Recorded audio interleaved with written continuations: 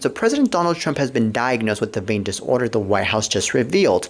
Well, apparently, Press Secretary Karoline Leavitt spoke to the press corps from the White House briefing room today, and she announced the president has chronic venous insufficiency, a condition where blood in the legs struggles to circulate throughout the rest of the body. Well, according to the Cleveland Clinic, CVI can lead to blood pooling in the legs, causing high pressure in those veins. The clinic says about 1 in 20 adults is affected, mostly adults over the age of 50. Trump just turned 79 last month, by the way. Well, recent photos of Trump seem to show his badly swollen ankles, and he's had to address bruising on his hands this week as well, which he appears to be covering up with makeup. All right, so Leavitt calls CVI a benign and common condition, and she says there's no sign of deep vein thrombosis, the medical term for a blood clot. So Leavitt said the bruising on President Trump's hands has nothing to do with CVI, but instead is caused by numerous handshakes and aspirin, which he says he's taking to prevent cardiac issues.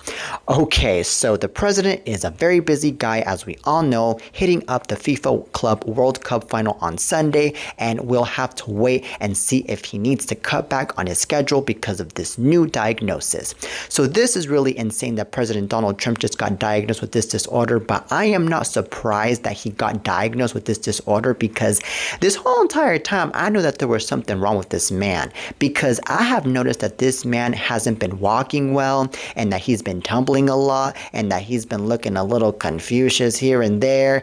And the reason to why this man has this disorder is because this man is just sitting his ass on his freaking chair writing executive orders instead of going out for a freaking walk or going out to the freaking gym like he should, in order to get that circulation in. All right, and what I'm noticing is that his main focus is to basically make America great again instead of making his own body great again, apparently.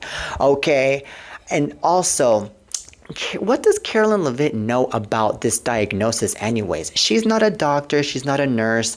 I believe that this disorder that Trump is going through, I mean, it might not be super major, I believe, maybe, but at the end of the day, as the time goes by, it's gonna get even worse and worse, because let's remember that Trump is almost 80 years old, okay? And since he is almost 80 years old, his immune system gets even more weak and even more weak. And since his own immune system is going to get more weak and more weak, there are going to be chances, and more chances, by the way, that this man is not going to be able to walk anymore. He's not going to be able to have any more energy to do whatever the hell he wants to do anymore.